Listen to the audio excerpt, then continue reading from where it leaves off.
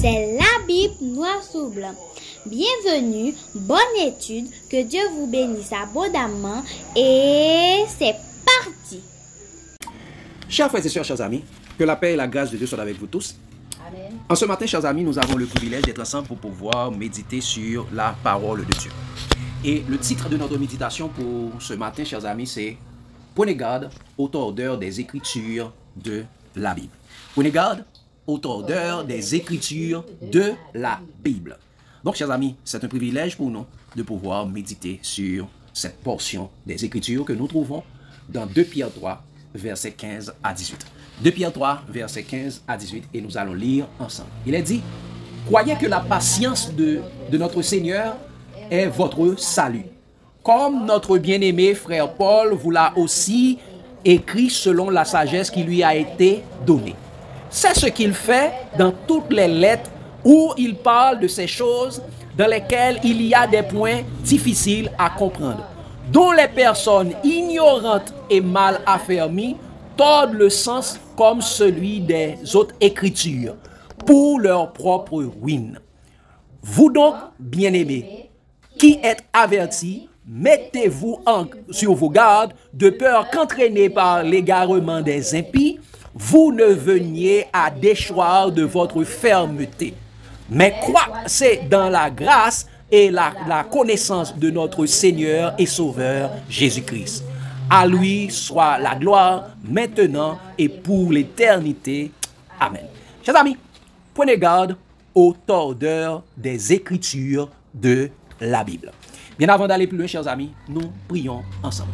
Dans le Père Céleste, en cet instant, nous allons méditer sur ta parole. Que la sagesse d'en haut, ton Saint-Esprit, vienne nous imprégner pour nous conduire dans toute la vérité et nous enseigner toutes choses, et qu'ainsi, tant de Père, notre âme soit désaltérée du mets succulent de ton autel, et que nous puissions vivre par ta parole, car tu dis dans ta parole, l'homme ne vit pas de pain seulement, mais de toute parole qui sort de ta bouche. Permets que cette parole de ta bouche puisse nous enseigner, puisse nous nourrir pour notre croissance spirituelle. En Jésus, nous t'en prions, lui qui vit, qui règne au siècle des siècles. Amen. Chers amis, prenez garde aux tordeurs des Écritures de la Bible. Chers frères et sœurs, chers amis, par des principes non bibliques qui n'est pas écrit dans la Bible, par exemple la notion du contexte, nous avons fait une étude dernièrement, c'est prenez garde au prétexte du contexte théologique, et nous avons vu, chers amis, la question du contexte. Et c'est un mot qui a été inventé quand est-ce? Au XVIe siècle. Et par qui a-t-il été inventé? Il a été inventé par les prêtres jésuites de l'Église catholique. Et nous avons vu cela, chers amis. Eh bien, par ceci qui a été inventé au XVIe siècle par les prêtres catholiques, eh bien, chers amis, beaucoup de personnes ont été égarées loin des vrais, ou bien de la vraie, ou bien des vrais principes d'interprétation de la parole de Dieu telle qu'elle est révélée en Jésus-Christ. Comme les docteurs de la loi, les enseignants de l'Ancien Testament qui ont refusé de venir à Jésus pour avoir la vie éternelle en croyant dans sa parole, mais qui ont préféré de mettre leur espérance en Moïse, comme il est écrit dans Jean 5, verset 39-40. Lisons, chers amis, Jean 5, verset 39-40 et verset 43 à 45. Regardez ce que la parole de Dieu dit. Il dit, chers amis, vous sondez les Écritures, parlant avec les pharisiens. Regardez ce que Jésus leur a dit. Les docteurs de la loi, il dit, vous sondez les Écritures parce que vous pensez avoir en elles la vie éternelle. Ce sont elles qui rendent témoignage de moi. Il dit, et vous ne voulez pas venir vers moi vous ne voulez pas venir à moi pour avoir la vie. Vous sondez les Écritures. Les docteurs de la loi sondent les Écritures. Mais très souvent, il y a beaucoup de personnes qui restent dans cette partie qui dit, vous sondez les Écritures parce que vous pensez avoir en elles la vie éternelle. Ce sont elles qui rendent témoignage de moi. Donc c'est pour vous égarer dans la loi. Il ne dit pas le verset 40, il dit, et vous ne voulez pas venir vers moi. Vous ne voulez pas venir à moi pour avoir la vie. Donc les Juifs, les docteurs de la loi du temps d'Israël méprisaient Jésus, ne voulaient pas venir à Jésus pour avoir la vie. Ils ne croyaient pas en Jésus. Et en qui mettaient leur confiance, leur espérance, c'était en Moïse. Regardez les versets 43 à 45. Toujours dans Jean 5. Ils disent ça. Je suis venu au nom de mon Père et vous ne me recevez pas. Si un autre vient en son propre nom, vous le recevez. C'est surtout l'état parlé avec pharisiens. Il me dit, nous venons, non, non, judaïstes, non, non, pharisiens, non, non, zélotes, non, nous recevrons. Mais, il dit, moi-même qui viens au nom de mon Père, quel est le nom? Jésus est venu. Qui est-ce qui est devenu encore? C'était le Messie. Jésus, celui Emmanuel, Dieu avec nous. Jésus est venu, ils n'ont pas accepté. Regardez ce qu'il dit. Verset 44. Il dit ça, comment pouvez-vous croire, vous qui tirez votre gloire les uns des autres, et qui ne cherchent point la gloire qui vient de Dieu seul. Il a dit, ils ne cherchent pas la gloire qui vient de Dieu seul. Nous savons que gloire veut dire également non. Lorsque Moïse dit, fais-moi voir ta gloire, Dieu dit, je ferai passer devant toi toute ma bonté et je proclamerai le nom de l'Éternel. Donc quand Jésus dit, vous tirez votre gloire des uns des autres, il dit, vous tirez votre nom des uns des autres. Et il ne cherche pas le nom qui vient de Dieu seul. C'est pourquoi apôtre Pierre avait dit, il n'y a de salut en aucun autre, car il y a sous le ciel aucun autre nom qui a été donné parmi les hommes par lequel nous devons être sauvés. Ce nom, c'est Jésus. Et regardez le verset 45. Regardez ce que Jésus va dire, chers amis. Il dit au verset 45 comme ça, ne pensez pas que moi, je vous accuserai devant le Père. Celui qui accuse, c'est Moïse en qui vous avez mis votre espérance. Qui ça? Qu'est-ce qui accusera les docteurs de la loi? C'est Moïse en qui ils ont mis leur espérance. Parce que Moïse avait dit dans la loi, et Dieu suscitera du milieu de vos frères un prophète comme moi, vous l'écouterez dans tout ce qu'il vous dira. Celui qui n'écoute pas ce prophète parlant de Jésus sera exterminé du milieu du peuple de Dieu. Mais qu'est-ce que Jésus est venu? Ils n'ont pas accepté Jésus, ils ont préféré mettre leur confiance en Moïse. Voyons, chers amis. Mais chers amis, les faux docteurs, comme les docteurs de la loi du temps passé, les faux docteurs d'aujourd'hui, c'est-à-dire les faux enseignants, les faux prédicateurs d'aujourd'hui, méprisent les prescriptions de Jésus qui a dit, chers amis, dans Matthieu 28, versets 18 à 20. Matthieu 28, versets 18 à 20, qui dit, Jésus s'étant approché, leur parla ainsi, tout pouvoir m'a été donné dans le ciel et sur la terre. Allez, faites de toutes les nations des disciples, les baptisant au nom du Père, du Fils et du Saint-Esprit, et enseignez-leur à observer tout ce que je vous ai prescrit. Et voici, je suis avec vous tous les jours jusqu'à la fin du monde. C'est Jésus qui dit, enseignez-leur tout ce que je vous ai prescrit. Parce que Moïse a prescrit, mais elle dit, tout ce que je vous ai prescrit, et voici, je suis avec vous tous les jours jusqu'à la fin du monde. Et dans Jean 8, le verset 30 à 32 et verset 36, il dit ça, comme Jésus parlait ainsi, plusieurs crurent en lui. Et il dit aux Juifs qui avaient cru en lui, si vous demeurez dans ma parole, vous êtes vraiment mes disciples, vous connaîtrez la vérité et la vérité vous affranchira. Si donc le Fils, la vérité qui va nous affranchir, c'est le Fils, et c'est pourquoi il dit, si donc le Fils vous affranchit, vous serez réellement libres. Et mes chers amis, sans tenir compte de la doctrine de Jésus-Christ, c'est-à-dire l'enseignement de Jésus-Christ, les prescriptions de Jésus-Christ, ces docteurs de la loi se basent sur des fables théologiques des hommes en disant que il faut connaître l'Ancien Testament pour comprendre le Nouveau Testament. Et particulièrement, ils disent, chers amis, pour comprendre l'Apocalypse, il faut étudier Daniel et Ézéchiel, ou bien Ézéchiel et Daniel. Alors, qu'est-ce que Jésus a dit dans sa parole, dans Apocalypse 1 à 3, ou bien verset 3, il dit ça, heureux celui qui lit et ceux qui entendent les paroles de la prophétie de ce livre et qui gardent les choses qui y sont écrites, car le temps est proche. Jésus a dit de lire. Jésus n'a pas dit de lire un autre livre, il dit heureux celui qui lit et ceux qui entendent les paroles de la prophétie de ce livre et qui gardent les choses qui y sont écrites, car le temps est proche. Mais eux, ils disent, mes amis, pour comprendre Apocalypse, il faut lire Ézéchiel, il faut étudier Ézéchiel et Daniel. Et mes chers amis, par ces fables théologiques, ils ont tordu le sens des Écritures pour leur propre ruine s'ils ne se répandent pas avant qu'il soit trop tard, comme a dit Pierre.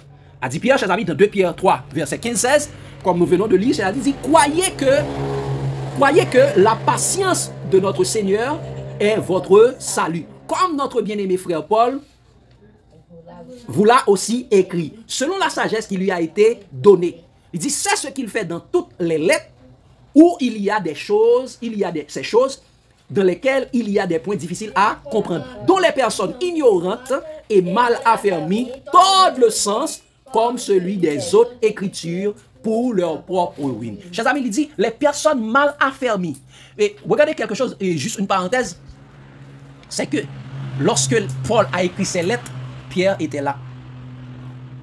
Donc, Paul avait fini d'écrire ses lettres, Pierre était encore vivant. Parce que c'est dit, c'est ce qu'il fait, c'est ce que notre bien-aimé frère Paul voulait aussi faire connaître dans toutes les lettres qu'il a écrites. Il va dire dans les lettres, non, il dit ça, dans toutes les lettres. Dans toutes les lettres où il parle de ces choses, il y a des points difficiles à comprendre, dont les personnes mal affermies, ignorantes et mal affermies, tordent le sens comme celui des autres écritures. Mais pourquoi? C'est pour leur propre ruine. Et mes chers amis, c'est pourquoi nous titrons notre méditation d'aujourd'hui. Prenez garde aux tordeurs des écritures de la Bible. Prenez garde aux tordeurs des écritures de la Bible. Chers amis, regardez la contradiction de leur fable théologique avec les enseignements bibliques. En tordant le sens des Écritures, ils disent, pour comprendre le Nouveau Testament, il faut étudier l'Ancien Testament. Regardez comment la Bible les démentit. Ils inversent le sens. Pour comprendre le Nouveau, il faut étudier l'Ancien. Elle dit, sans l'Ancien, il n'y a pas de compréhension du Nouveau. C'est pourquoi l'apôtre Paul a dit, ils tordent le sens. Ils inversent. Torder, ça veut dire, ils inversent la chose. Regardez, chers amis. Regardez ce qu'il dit. Regardez comment la Bible les démentit. Parce que, chers amis, ces hommes, ils pensent aux sages, mais la Bible démentit vraiment tout ça, ils voulaient dire, qui pas cadré avec la parole de Dieu. Regardez cela, chers amis, dans 2 Corinthiens 3, versets 12 à 14. 2 Corinthiens 3, versets 12 à 14. Regardez ce que l'apôtre Paul dit clairement. Il dit, ayons donc cette espérance, nous usons d'une grande liberté, et nous ne faisons pas comme Moïse, qui mettait un voile sur son visage pour que les fils d'Israël ne fixassent pas les regards sur la fin de ce qui était passager. Pourquoi Moïse mettait un voile? Pour qu'il ne fixasse pas les regards sur la fin des choses qui étaient passagères. Ne regarde pas la gloire passagère, parce que la gloire qui était sur le visage de Moïse, c'est une gloire passagère. Moïse a fait cela pour que les fils d'Israël ne fixassent pas les regards sur cela. Regardez, qu'est-ce que cela signifie? Le verset 14 dit ça. Mais ils sont devenus durs d'entendement, car jusqu'à ce jour, le même voile demeure quand ils font la lecture de l'Ancien Testament. Ils ne se lèvent pas parce que c'est un Christ qui disparaît. Waouh!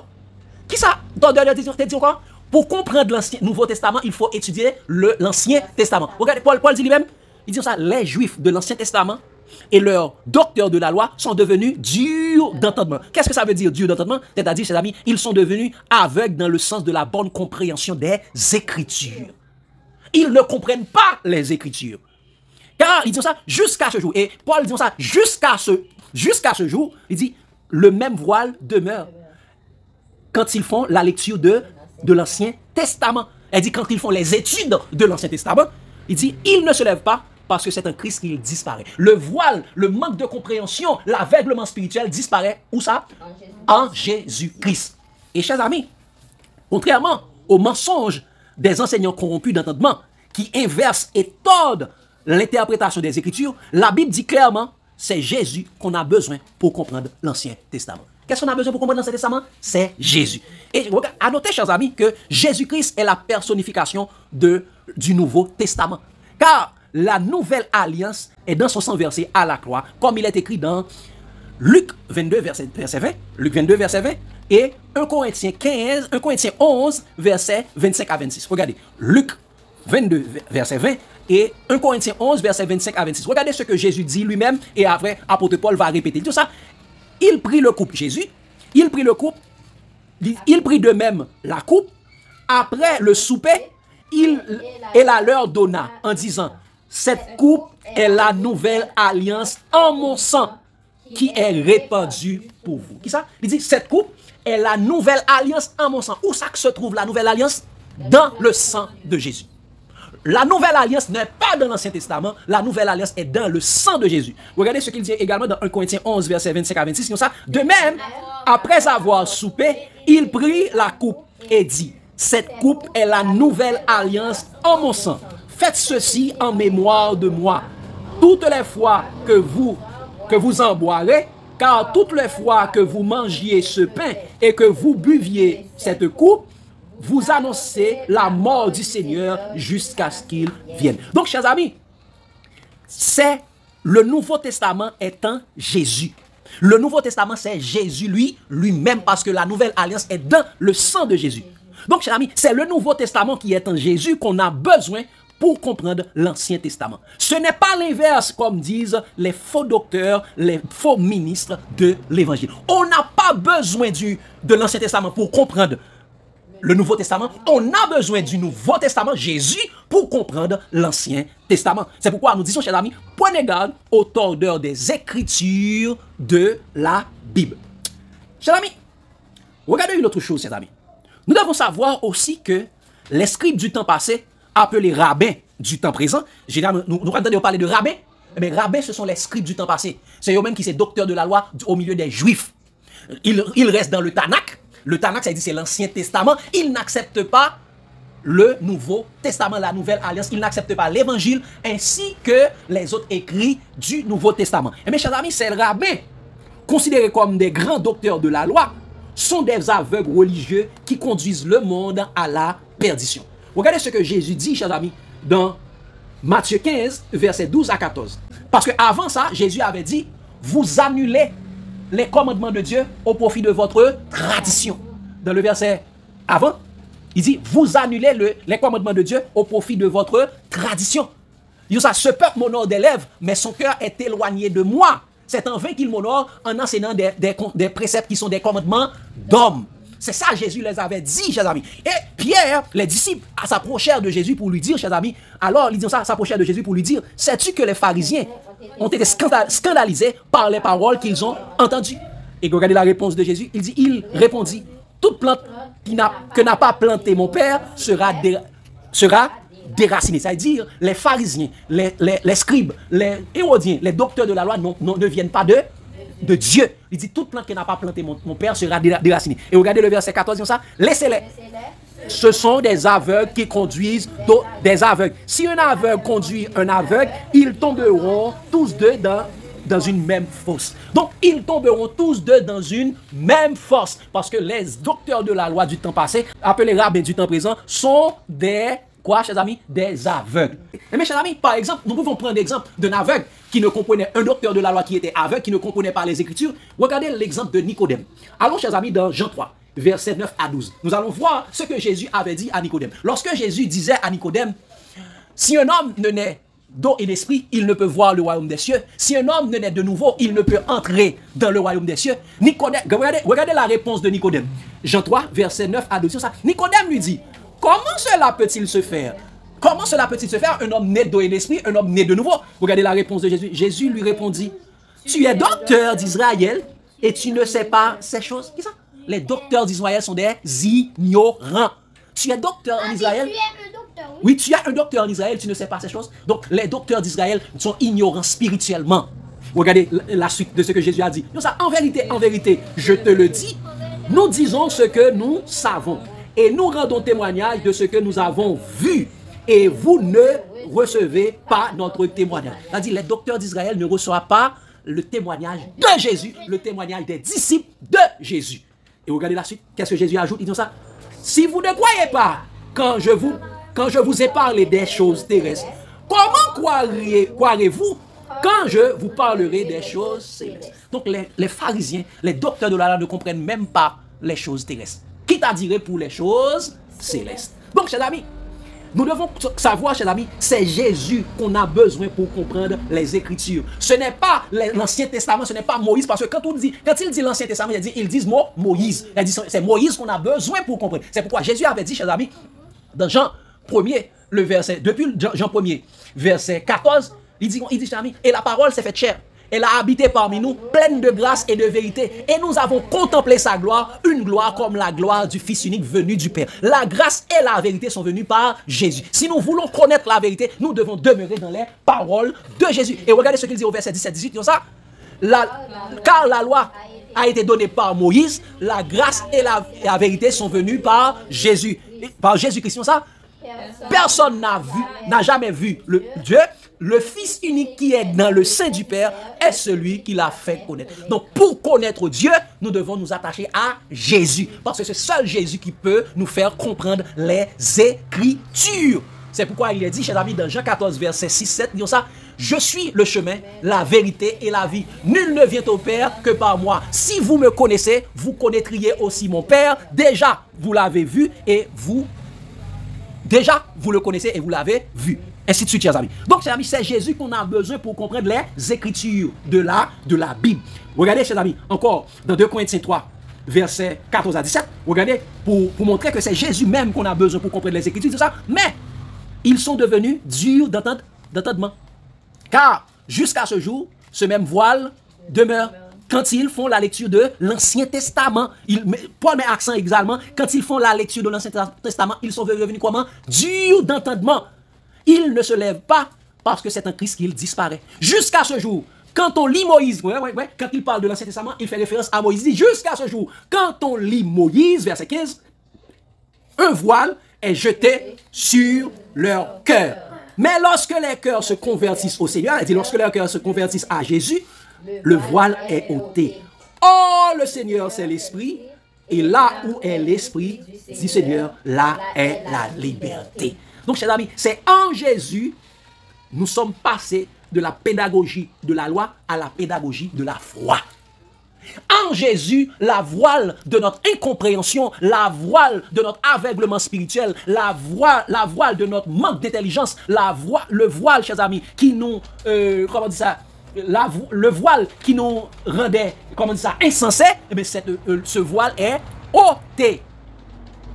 Donc, en Jésus, nous sommes passés de la pédagogie de la loi à la pédagogie de la foi. Donc, ce n'est pas la loi qui doit nous enseigner encore, mais c'est la foi. Regardez ce qu'il dit, chers amis, dans Galates 3, versets 23 à 27. Galates 3, versets 23 à 27. Regardez ce qu'il dit, chers amis. Il dit ça. Galates 3, versets 23 à 27. Regardez ce qu'il dit. Il dit, chers amis, avant que la foi vînt, nous étions enfermés sous la garde de la loi, en vue de la foi qui devait être révélée. Donc, avant que la foi vînt, nous étions quoi? Nous étions enfermés sous la garde de la loi. Il dit, nous étions prisonniers de la loi avant que la foi vînt. Et il continue de dire ça. Ainsi, la loi a été comme un pédagogue pour nous conduire à Christ afin que nous puissions être justifiés par la foi. La loi a été comme un pédagogue pour nous conduire à Christ. Il n'a pas dit pour nous conduire à Jésus, mais pour nous conduire à Christ. Christ a dit pour nous conduire à la mort, pour nous conduire à la croix. Parce que Christ devait crucifier la loi à la croix. Il dit au verset 25, il dit ça, la foi étant venue, nous ne sommes plus sous ce pédagogue. Donc la foi étant venue, nous ne sommes plus sous ce pédagogue. C'est-à-dire la loi n'est pas notre pédagogue. Nous ne sommes plus sous l'enseignement de la loi. Mais nous sommes sous l'enseignement de la foi. C'est pourquoi il dit au verset 26-27, car vous êtes tous fils de Dieu par la foi en Jésus-Christ. Pas par la loi, non, par la foi en Jésus-Christ. Vous êtes tous fils de Dieu. Vous qui avez été baptisés en Christ, vous avez revêtu Christ. Vous n'êtes pas revêtus de la robe de la loi qui avait les franges et avec des clochettes, ainsi de suite. Eh bien, vous êtes revêtus de la robe de Christ. Vous qui avez baptisé en Christ, vous avez revêtu Christ. Nous sommes passés de la pédagogie de la loi à la pédagogie de la foi. Donc, chers amis, ce n'est pas l'Ancien Testament qu'on a besoin d'étudier pour comprendre le Nouveau Testament, mais c'est Jésus, la nouvelle alliance, qu'on a besoin pour comprendre l'Ancien Testament. Et regardez, Jésus l'avait fait. Jésus nous donne cet exemple. Comment que même les disciples ne comprenaient pas les Écritures, mais c'est Jésus qui leur a ouvert l'esprit pour qu'ils puissent comprendre les Écritures. Regardez cela, chers amis, dans Luc 24. Luc 24, premièrement, nous allons lire versets 25 et 27. 25 à 27. Nous allons voir, chers amis. Les pharisiens, les disciples lisaient l'Ancien Testament, ils ne pouvaient pas le comprendre. Mais seulement Jésus leur a ouvert l'esprit pour qu'ils puissent comprendre. Verset 25, Luc 24, verset 25 à 27. Dit ça. Alors, Jésus leur dit, ô hommes sans intelligence. Qu'est-ce que ça? Les hommes qui sont dans la loi sont sans intelligence. Ô hommes sans intelligence, et dont le cœur est lent à croire tout ce qu'ont dit les prophètes. Ne fallait-il pas que le Christ souffrit ces choses et qu'il entra dans sa gloire? Et commençant par Moïse et par tous les prophètes, il leur expliqua par toutes les Écritures ce qui le concernait. Donc c'est Jésus qui expliqua, commençant par Moïse et par tous les prophètes, Jésus expliquait ce qui le concernait. Et regardez le verset 44 à 45. En faisant cette étude biblique, Jésus n'a pas dit contexte. Jésus n'a pas dit contexte. Et contrairement aux faux docteurs et aux tordeurs qui disaient toujours contexte, Jésus n'a pas dit contexte. Jésus expliquait, commençant par Moïse et par tous les prophètes, ce qu'il fait, il leur expliqua les Écritures, dans les Écritures, ce qui le concernait. Et regardez le verset 45-46 et 44-46, il dit 44-45, il dit ça. Puis, il leur dit, C'est là ce que je vous disais lorsque j'étais encore avec vous, qu'il fallait que s'accomplisse tout ce qui est écrit de moi dans la loi de Moïse, dans les prophètes et dans les psaumes. Regardez le verset 45 dit ça. Alors, il leur ouvrit l'esprit afin qu'ils comprissent les Écritures. Qu'est-ce ça? Alors, il leur ouvrit l'esprit afin qu'ils comprissent les Écritures. Donc, pour comprendre les Écritures, nous avons besoin de Jésus. Jésus doit ouvrir notre esprit. Jésus doit ouvrir notre cerveau. Jésus doit éclaircir notre cerveau pour que nous puissions comprendre les Écritures. Nous n'avons pas besoin de l'Ancien Testament pour comprendre le Nouveau Testament, mais nous avons besoin du Nouveau Testament, il dit Jésus-Christ, pour comprendre l'Ancien Testament.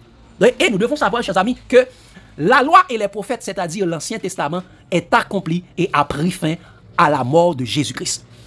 Ou à la croix, où Jésus a dit, tout est accompli. Regardez ce qu'il dit, chers amis, dans Matthieu 5. Matthieu 5, verset 17-18. Parce que très souvent, les hommes prennent cela pour dire que, ah non, Jésus a dit, tant que le ciel et la terre ne passeront, il ne disparaîtra point de la loi, un seul iota ou un seul trait de lettre. Mais chers amis, ce sont des tordeurs. Ce sont des tordeurs du sens des Écritures qui disent cela. Regardez ce que Jésus a dit, vraiment. Disons ça, Matthieu 5, verset 17-18, disons ça, ne croyez pas que je sois venu pour abolir la loi ou les prophètes. Abolir la loi ou les prophètes. La loi et les prophètes, c'était le résumé de l'Ancien Testament. C'est comme ça qu'on appelle l'Ancien Testament la loi et les prophètes. Jésus ne parle pas des 10 commandements là. Jésus ne parle pas de la loi proclamée sur la montagne de Sinaï. Jésus dit la loi et les prophètes. La loi et les prophètes, la loi c'est les 5 livres de Moïse. Les prophètes c'est commencé par Josué, fini jusqu'à Malachie. Il dit ne croyez pas que je sois venu pour abolir la loi ou les prophètes. Je suis venu non pour abolir, mais pour accomplir. Quelle était la raison d'être de la venue de Jésus? Il est venu pour accomplir la loi et les prophètes. Et regardez le verset 18 comme ça. Car je vous le dis en vérité, tant que le ciel et la terre ne passeront, point, il ne disparaîtra pas de la loi un seul iota ou un seul trait de lettre jusqu'à ce que tout soit arrivé. Donc Jésus avait dit, qui ça? Je suis venu pour accomplir. Donc Jésus dit ça, chers amis, tant que le ciel et la terre ne passeront, il ne disparaîtra pas de la loi un seul iota ou un seul trait de lettre jusqu'à ce que tout soit arrivé. Arrivé veut dire là, chers amis, jusqu'à ce que tout soit accompli.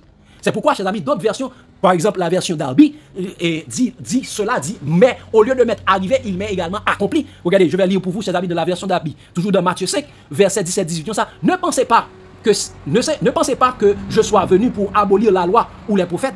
Je ne suis pas venu pour abolir, mais pour accomplir. Car en vérité, je vous le dis, jusqu'à ce que le ciel et la terre passent, un seul iota ou un seul trait de lettre ne disparaîtra point de la loi, que tout ne soit accompli. Donc, jusqu'à ce que tout soit accompli, eh bien, il ne disparaîtra point de la loi un seul iota ou un seul trait de lettre. Donc, ça dit, arrivé à la loi, lorsque tout est accompli, la loi sera caduque. Eh bien, c'est pourquoi, chers amis, à la croix, qu'est-ce que Jésus a dit? Jean 19, verset 30. Quand Jésus eut pris le vinaigre, il a dit, tout est accompli. Et baissant la tête, il rendit l'esprit. Il rendit l'esprit. Jésus a dit à la croix, tout est accompli. Jusqu'à ce que tout soit accompli. Mais tout est accompli en Jésus à la croix. C'est pourquoi, regardez ce que... Hein? Qui ça? Et la voile du temple fut déchirée. La voile du sanctuaire fut déchirée. C'est-à-dire, désormais, la question de la pédagogie de la loi, la question de la loi de Moïse a pris fin à la croix de Jésus. C'est pourquoi il a dit, donc, pendant que tu dis cela, Dorali, je vais faire une étude sur cela pour montrer qu'il y a certaines personnes qui disent que c'est en l'an 70 que la loi de Moïse a pris fin. L'âge mosaïque a pris fin. C'est faux et archi faux. L'âge mosaïque a pris fin. L'âge mosaïque, bien l'ère de la loi, a pris fin à la croix. C'est pourquoi, regardez ce que apôtre Paul dit, chers amis, dans Romains 10, verset 2 à 4. Romains 10, verset 2 à 4. Et après quoi, nous allons lire également dans Hébreux, chapitre 8, à partir du verset 9. Regardez ce qu'il dit, chers amis. Il dit ça. Je leur rends, Romains 10, verset 2 à 4. Il dit ça. Je leur rends témoignage qu'ils ont du zèle pour Dieu, mais sans intelligence. C'est ça. Le peuple Israël a du zèle pour Dieu, pour faire du prosélytisme, pour faire des croisades évangéliques, pour bien des croisades de la loi, mais ils ont du zèle pour Dieu, mais ils sont sans intelligence. Il dit, ne connaissant pas la justice de Dieu et cherchant à établir leur propre justice. Leur propre justice, c'est la justice de la loi. Ils ne se sont pas soumis à la justice de Dieu. Qui est la justice de Dieu encore? Jésus dit, parce qu'en lui est révélée la justice de Dieu par la foi et pour la foi, selon il est écrit, le juste vivra par la foi. Et regardez le verset 4, disons ça, car Christ est la fin de la loi pour la justification de tous ceux qui croient. Christ est la fin de la loi. C'est pourquoi Paul disait, je n'ai point honte de l'évangile. c'est une puissance de Dieu pour le salut de quiconque croit, du juif premièrement, puis du grec, parce qu'en lui est révélée la justice de Dieu par la foi et pour la foi, selon il est écrit, le juste vivra par la foi. Mais le peuple Israël, les docteurs de la loi, ne connaissaient pas la justice de Dieu. Ils veulent établir leur propre justice, la justice qui vient de la loi. Et regardez, chers amis, avec la venue de Jésus, la loi, l'Ancien Testament doit disparaître de notre vie. L'église de Jésus n'est pas sous l'ancienne alliance. Regardez ce qu'il dit dans Hébreux 8, premièrement, versets 7 à 9. Ils disent ça. En effet, si la première alliance avait été sans défaut, il n'aurait pas été question de la remplacer par une seconde. Qu'est-ce qu'il y a, chers amis? La première alliance avait des défauts. Mais à cause de ces défauts, on devait la remplacer par une seconde.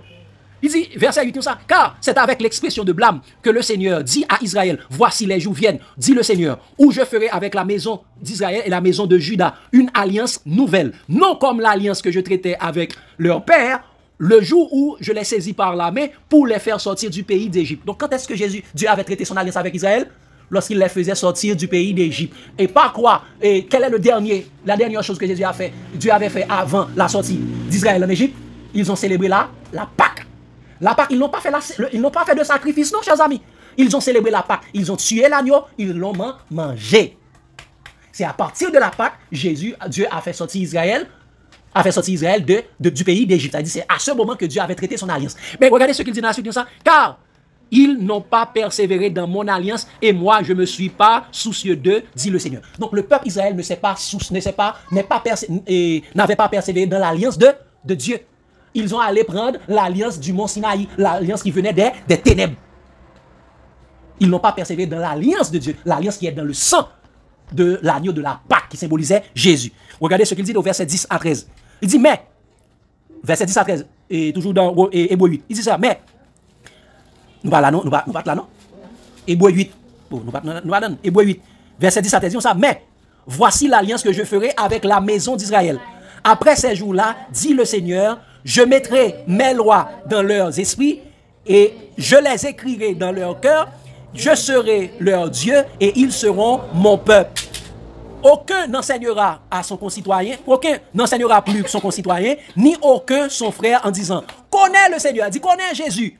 Il dit, car tous me connaîtront, depuis le plus petit jusqu'au plus grand d'entre eux, parce que je pardonnerai leur iniquité. Et je ne me souviendrai plus de leurs péchés. À la croix, Jésus a pardonné nos iniquités. Et regardez ce qu'il dit au verset 13, très important. Il dit, en disant une alliance nouvelle, il a déclaré la première ancienne. Or, ce qui est ancien, ce qui a vieilli, est prêt de disparaître. Donc, chers amis, l'ancienne alliance doit disparaître de notre vie. En tant que disciple de Jésus, l'ancienne alliance doit disparaître de la vie du peuple Israël, de son temps, et nous-mêmes en tant qu'Église, l'ancienne alliance doit disparaître parce qu'à la croix, Jésus a crucifié l'acte dont les ordonnances nous condamnaient et qui subsistait contre nous. Jésus l'a cloué à la croix. Et bien, chers amis, actuellement, c'est Jésus qu'on a besoin d'écouter. Ce n'est pas la loi. Qu'est-ce qu'on a besoin d'écouter, chers amis? Actuellement, on a besoin d'écouter Jésus. Pas la loi et les prophètes. C'est pourquoi, regardez dans Matthieu 17, verset 1, 3, 5 et verset 8, verset 1, 3 à 5 et verset 8. Regardez ce que Jésus avait dit avec ses disciples. Et quelques-uns de ceux qui sont ici ne mourront point qu'ils n'aient vu venir le royaume de Dieu. Nous allons lire surtout, à partir du verset 3, pas besoin de lire le verset 1, disons ça. Il dit, et voici, Moïse, lorsque Jésus était sur la montagne de la transfiguration, il dit ça, et voici Moïse et Élie leur apparut. Moïse et Élie leur apparut, s'entretenaient avec lui. Donc, ils s'entretenaient avec Jésus. Il dit, Pierre, prenant la parole, dit à Jésus, Seigneur, il est bon que nous soyons ici. Si tu le veux, je dresserai ici 3 tentes. Une pour toi, une pour Moïse et une pour Élie. 3 tentes. Donc, 3 tentes. Il dit, et nous devons écouter. Pour Pierre, nous devons écouter Moïse, Élie et Jésus. Regardez la suite, chers amis. Verset 5. Il dit, comme il parlait encore, une nuée lumineuse les couvrit. Et voici, une voix fit entendre de la nuée ces paroles. Celui-ci est mon fils bien-aimé, en qui j'ai mis toute mon affection, écoutez-le. Qui ça? Celui-ci est mon fils bien-aimé, en qui j'ai mis toute mon affection, écoutez-le. Regardez le verset 8. Ils se levèrent les yeux et ne virent que Jésus seul. Qui ça? Moïse symbolisait la loi. Élie symbolisait les prophètes. Il a dit, la loi et les prophètes, c'était le résumé de l'Ancien Testament. Donc Jésus dit, ce n'est pas la loi que vous devez écouter actuellement, Dieu dit. Ce n'est pas les prophètes que vous devez écouter actuellement, mais c'est Jésus. On n'a pas besoin de l'Ancien Testament pour comprendre le Nouveau Testament. On a besoin du Nouveau Testament pour comprendre ce qui a été dit dans l'Ancien Testament. C'est pourquoi il dit dans Hébreux 1er verset 1 à 3, Hébreux 1er verset 1 à 3, il dit ça, après avoir autrefois, à plusieurs reprises et de plusieurs manières, parlé à nos pères par les prophètes, Dieu, dans ces derniers temps, nous a parlé par le Fils, qu'il a établi héritier de toutes choses, par lequel il a aussi créé le monde. Et qui, étant le reflet de sa gloire et l'empreinte de sa personne, et soutenant toutes choses par sa parole, puissante, a fait la purification des péchés, et s'est assis à la droite de la majesté divine dans les lieux très hauts. Donc, chers amis, pour prophétiser actuellement, pour enseigner, nous avons besoin de Jésus. C'est pourquoi, chers amis, pour prophétiser et enseigner, nous devons le faire suivant l'analogie de la foi. Comme il est dit, chers amis, dans Romains 12, verset 6, Romains 12, verset 6, il dit ça, puisque nous avons des dons différents, selon la grâce qui nous a été accordée, que celui qui a le don de prophétie l'exerce selon l'analogie de la foi. Celui qui a le don de prophétie doit l'exercer comment? Selon l'analogie de la foi. Et d'où vient la foi, chers amis? Romains 10, verset 17, ainsi, la foi vient de ce qu'on entend vient de la parole de Christ. Il y a plusieurs personnes qui disent ce qu'on entend vient de la parole de Dieu. C'est pour ignorer Christ. Ce qu'on entend vient de la parole de Christ. Le texte dit clairement, la foi vient de ce qu'on entend, ce qu'on entend vient de la parole de Christ. Donc, chers amis, lorsque nous devons interpréter les paroles de Dieu selon l'analogie de la foi, et deuxièmement, c'est en ayant la sagesse du Saint-Esprit. Qu'est-ce que nous avons besoin encore? La sagesse du Saint-Esprit. Comme il a dit, chers amis, dans Jean 16, verset 13, quand le consolateur sera venu, l'Esprit de vérité, il vous conduira dans toute la vérité, car il ne parlera pas de lui-même, mais il dira tout ce qu'il aura entendu, il vous annoncera les choses à venir. Et regardez dans 1 Corinthiens 2, verset 11 à 13, 1 Corinthiens 2, verset 11 à 13, lequel des hommes, en effet, connaît les choses de l'homme, si ce n'est l'Esprit de l'homme qui est en lui.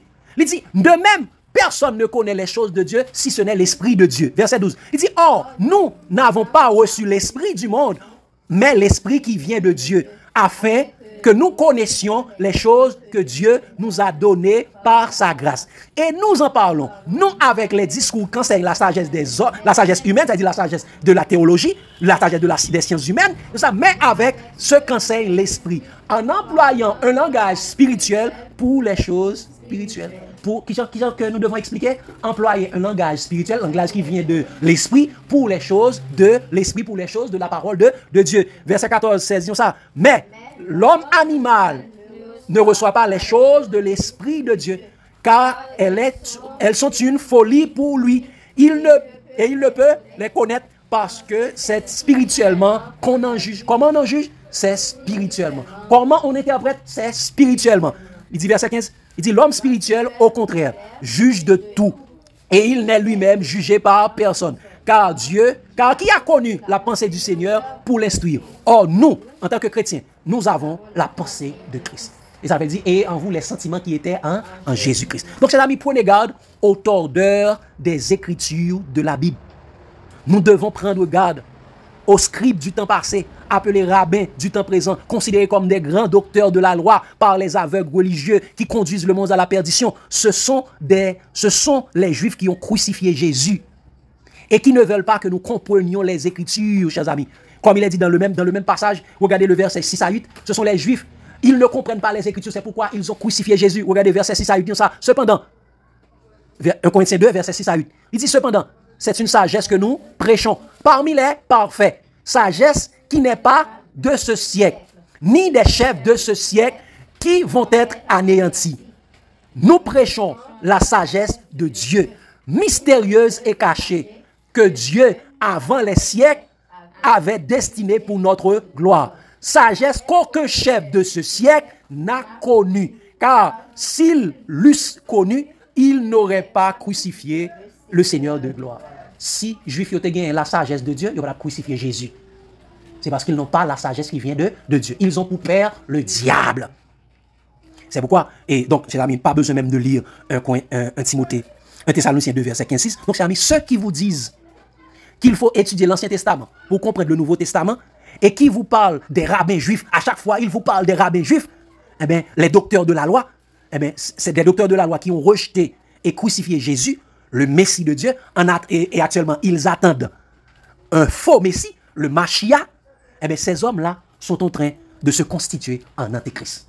Ces hommes-là sont en train de se constituer en antéchrist. Ces hommes qui vous disent, il faut étudier l'Ancien Testament pour comprendre le Nouveau Testament. Ils sont infiltrés, ils sont des antichrists. Qu'est-ce qu'ils ont fait, chers amis? Ils sont infiltrés dans l'église de Jésus-Christ. Regardez ce qu'il dit, chers amis. 1 Jean 2, verset 18-19. Premièrement, ces antichrists, qu'est-ce qu'ils ont fait? Ils sont infiltrés. Premièrement, ces antichrists, qu'est-ce qu'ils ont fait? Ils se sont infiltrés dans l'église de Jésus. 1 Jean 2, verset 18-19. Il dit, petits enfants, c'est la dernière heure. Et comme vous avez appris qu'un antéchrist vient, il y a maintenant plusieurs antéchrists. Par là, nous connaissons que c'est la dernière heure. Ils sont sortis du milieu de nous, mais ils n'étaient pas des nôtres. Car s'ils eussent été des nôtres, ils seraient demeurés comme nous, avec nous, mais cela est arrivé afin qu'il fût manifeste que tous ne sont pas des nôtres. C'est-à-dire, ils sont du milieu de nous, ils sont entrés au milieu de nous, mais qu'est-ce qu'il fait? Qu'est-ce qu'il fait, chers amis? Ils ne confessent, ils n'étaient pas des nôtres, ils ne sont pas des chrétiens. Deuxièmement, qu'est-ce qu'ils ont fait, chers amis? Ils nient la venue de Jésus-Christ. Ces antichrists nient la venue de Jésus-Christ. Et dans 1 Jean 2, regardez le verset 21 et 23. 1 Jean 2, verset 21 et 23, il dit ça. Je vous ai écrit, non que vous ne connaissez pas la vérité, mais parce que vous la connaissez. Et parce qu'aucun mensonge ne vient de la vérité. Il dit, qui est menteur? Sinon celui qui nie que Jésus-Christ est le Christ. Celui-là est l'antichrist qui nie le Père et le Fils. Quiconque nie le Fils n'a pas non plus le Père. Quiconque confesse le Fils a aussi le Père. Donc, c'est tous les Juifs qui nient la venue de Jésus sont des antichrists. Et bien, ceux qui se sont alliés avec eux sont aussi des antichrists. Et la majorité des protestants, la majorité des religieux se sont attachés, les théologiens se sont attachés aux Juifs. Et bien, ce sont des antichrists. Et troisième chose, chers amis, ils ne confessent pas la parole faite chair de Dieu, c'est-à-dire Jésus-Christ. Quelle est la troisième caractéristique des antichrists? Ils ne confessent pas Jésus-Christ, la parole faite chair de Dieu. 1 Jean 4, verset 1 à 3. Toujours dans 1 Jean 4, verset 1 à 3, disons ça. Bien-aimés, n'ajoutez pas foi à tout esprit, mais éprouvez les esprits pour savoir s'ils sont de Dieu, car plusieurs faux prophètes sont venus dans le monde. Reconnaissez à ceci l'Esprit de Dieu. Tout esprit qui ne confesse pas Jésus-Christ venu en chair, tout esprit qui confesse Jésus venu en chair est de Dieu. Et tout esprit qui ne confesse pas Jésus n'est pas de Dieu, c'est celui de l'Antichrist dont vous avez appris la venue et qui maintenant est déjà dans le monde. L'esprit de l'Antichrist est déjà dans le monde, c'est l'esprit de l'Antichrist. Ne confesse pas Jésus venu en chair. Et comment Jésus était venu en chair? Il dit, et la parole s'est faite chair, elle a habité parmi nous, pleine de grâce et de vérité. Donc, ils ne confessent pas, ces antichrists ne confessent pas les paroles de Jésus. Et quatrièmement, chers amis, ils ne demeurent pas seulement dans la doctrine de Christ. 2 Jean, 1er verset 7 à 11. 2 Jean 1er verset 7 à 11. Regardez ce qu'il dit. Car plusieurs séducteurs sont entrés dans le monde qui ne confessent point que Jésus-Christ est venu en chair. Il dit la parole de Jésus, la doctrine de Jésus. Il dit ça. Celui qui est tel, c'est le séducteur et l'antichrist. Il dit prenez garde à vous-même afin que vous ne perdiez pas le fruit de votre travail, mais que vous receviez une pleine récompense. Quiconque va plus loin et ne demeure pas dans la doctrine de Christ n'a point Dieu. Celui qui demeure dans cette doctrine a le Père et le Fils. Donc quiconque ne confesse pas, quiconque va plus loin que l'enseignement de Jésus-Christ n'a point Dieu. Tout le monde qui vient avec 28, 38, doctrine fondamentale, doctrine sociale, doctrine de l'Église, doctrine ainsi de suite, ces hommes-là n'ont pas Christ. Ils sont des antichrists. C'est pourquoi, regardez ce qu'il dit au verset 10, 11, ça. Si quelqu'un vient à vous et n'apporte pas cette doctrine, la doctrine de Christ, ne le recevez pas dans votre maison et ne lui dites pas salut, car celui qui dit salut participe à ces mauvaises œuvres. Donc ceux qui restent dans cette doctrine, eh bien, malheureusement, ils participent aux mauvaises œuvres des tordeurs des Écritures. Donc chers amis, prenez garde aux tordeurs des Écritures de la Bible. Nous relisons 2 Pierre 3, versets 15 à 18 pour terminer. Il dit, croyez que la patience de Dieu est votre salut. Comme notre bien-aimé frère Paul vous l'a aussi écrit, selon la sagesse qui lui a été donnée.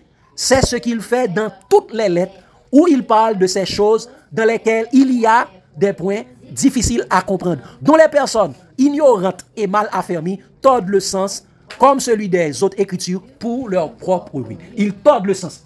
Ce qui doit être avant, il le met après. Donc, on a besoin comment? On a besoin du Nouveau Testament, Jésus-Christ, pour comprendre l'Ancien Testament. Qu'est-ce qu'ils disent? On a besoin d'étudier l'Ancien Testament pour comprendre le Nouveau Testament. Il dit, ils tordent le sens des Écritures, ils inversent les rôles. Donc, c'est Moïse qu'on a besoin pour comprendre ce qui est dit dans le Nouveau Testament. Mais c'est ça, c'est pas ça. C'est Jésus qu'on a besoin. Il faut comprendre Jésus, il faut avoir Moïse. Non? Je vais dire non. Pour comprendre Moïse, il faut avoir Jésus. Et Moïse qui va le juger. Oui, mon Dieu, c'est ça. C'est Moïse qui va. Oui, c'est Moïse qui va vous juger en qui vous avez mis votre espérance. Oui, Moïse pas de nous salut, mais c'est Jésus qui nous salut. Regardez ça, apôtre Pierre finit pour dire, verset 17-18. Il dit ça. Vous donc, bien-aimés, qui êtes avertis, nous avertis que ça va tordre sans écriture, oui. Faites attention avec eux, oui. Vous donc, bien-aimés, qui êtes avertis, mettez-vous sur vos gardes, de peur qu'entraînés par l'égarement des épis, vous ne veniez à déchoir de votre fermeté. Pas quitter les hommes, troublez-nous dans votre bon sens. Next, qui ça? Égarement des épis. Pour ne pas venir quitter, ébranlez-nous. Pas en contexte. Contexte. Non, chers amis, prenez garde. Et regardez le verset 18 de ça. Mais croissez de la grâce et de la connaissance de notre Seigneur et Sauveur Jésus-Christ. À lui soit la gloire, maintenant et pour l'éternité. Amen. Donc, chers amis, prenez garde aux tordeurs des Écritures de la Bible. Restons dans les paroles de Jésus. Jésus dit, si vous demeurez dans ma parole, vous êtes vraiment mes disciples, vous connaîtrez la vérité et la vérité vous affranchira. Si donc le Fils vous affranchit, vous serez réellement libre. Question, lumière et suggestion, chers amis. Voilà, prenez garde aux tordeurs des Écritures. Les capteurs des Écritures, ils ont changé sens écriture là. Ça a été de mettre avant, ils mettent après. Pour comprendre l'Apocalypse, il faut mal étudier Daniel, il faut mal étudier Ézéchiel. C'est pas vrai. Pour comprendre tout l'autre, c'est garder sa parole Jésus a dit. C'est à partir de parole Jésus que je suis capable de comprendre l'écriture. La loi et les prophètes ont fini avec Jésus. Question, lumière et suggestion, ses amis. En ce combat, m'a dit, c'est que nous, à clair vraiment, nous autant de sens écriture. Bien que moi-même, je ne peux pas finir tout Ancien Testament, moi lis en partie là-dedans, moi lis un peu là-dedans, pas pour lire tout. Ni Nouveau Testament, moi lis un bon partie là-dedans. Il y a toujours dit nous comme ça que il y a deux lois, il y a une loi cérémonielle, il y a une loi morale. À travers tout ça, apôtre Paul écrit, il parle nous de écrit apôtre Paul. Donc si il dit un bagage qui pas en rapport avec la loi, il dit. Mais depuis il dit un bagage qui a rapport avec la loi, il pas dit ça c'est tordé, ça c'est écriture parce que il dit comme ça et depuis Jésus venu nous pas sous ancien et alliance là quoi nous c'est nouveau alliance nous sommes nouvelle alliance là et puis il dit comme ça Jésus cloué et la loi à la croix pour que ça il a toujours dit nous comme ça la loi ça pas jamais clouer parce que c'est la loi cérémonielle et tandis que à travers l'écriture pas jamais une loi qui marque loi cérémonielle loi morale ça veut dire ça c'est tordé sens mot ou pas comme si pour un bagage d'est que ou même ou ça tout à l'aise là-dedans ou ba en parole ou dit comme ça telle loi yo dit qui loi qui abolie c'était loi là yo te kon fait sacrifice. Depuis il dit loi clouée, c'est la loi. C'est toute loi. Moïse qui cloué et pas quelle loi. C'est nouvelle parce qu'il n'est pas marqué ça dans la Bible. Exactement. Avec sur la loi, c'est là, pas écrit en quel côté dans la Bible. Bah, on défi pour monter un côté qui marque la loi cérémonielle dans la Bible. Loi, dit qui loi. La loi est royale là, c'est loi aimez-vous les autres. Exactement. La loi de royale ou bien la loi de la liberté, c'est Jésus. Oui, Doali, tu voulais dire quelque chose?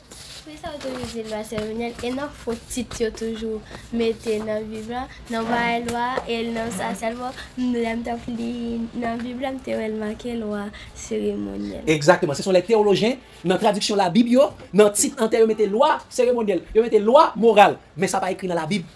Pas de question loi morale loi cérémonielle. Et ça fait me dire nous titre ça c'est pas dans la Bible, c'est théologiens qui ajouté ou pas de titre ça pas de ni chapitre ni verset dans la Bible. C'est ajouter ou.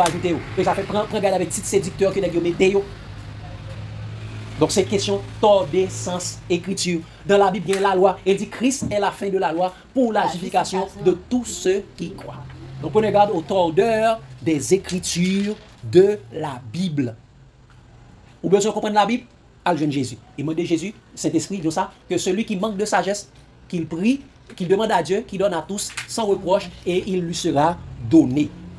Donc c'est Jésus qu'on a besoin pour comprendre les Écritures. Ce n'est pas l'Ancien Testament qu'on a besoin pour comprendre le Nouveau Testament, mais c'est le Nouveau Testament qu'on a besoin pour comprendre l'Ancien Testament. Et je suis capable de faire un exemple avec nous. Non, si nous regardons dans Ésaïe, nous connaissons Ésaïe chapitre 7, lisons ça. Voici la Vierge sera enceinte, elle enfantera un fils, et tu lui donneras le nom d'Emmanuel. Vous connaissez dans quelle partie dans le Nouveau Testament, dans l'Ancien Testament, il n'y a pas dit qui ça Emmanuel la signifie? Non, il n'y a pas dit qui ça signifie. Mais c'est là arrivé dans Matthieu, chapitre 1 ou bien chapitre 2. Il dit ça, voici ce qui est écrit, la Vierge sera enceinte, on lui donnera le nom d'Emmanuel, ce qui signifie Dieu avec nous. Donc dans l'Ancien Testament, on n'avait pas dit Dieu avec nous, Emmanuel signifie Dieu avec nous. Mais dans le Nouveau Testament, on a donné la signification.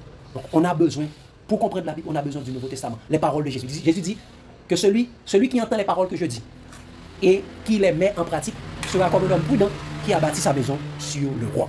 Bâtissons notre maison sur Jésus, car personne ne peut poser un autre fondement que celui qui a été posé, à savoir Jésus-Christ. Que Dieu vous bénisse abondamment, chers amis. L'amour de Christ nous presse. Amen.